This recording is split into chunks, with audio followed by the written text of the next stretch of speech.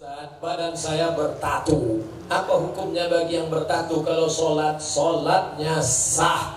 Orang yang bertatu mandi wajibnya sah, wudunya sah. Yang sudah bertatu tak usah kau ambil setrika lalu kau setrika tatu. Biarkan aja tatumu apa adanya. Seluruh orang di dunia ini mengatakan sholatmu tidak sah. Ulama Ahlus Sunnah wal Jamaah mengatakan sholatmu sah. Tak usah kau risaukan. Tapi yang belum bertato jangan buat tato. Dah, ini orang waktu muda dulu tatonya berkokok. Setelah tua kena diabetes, kurus jadi cacing pita.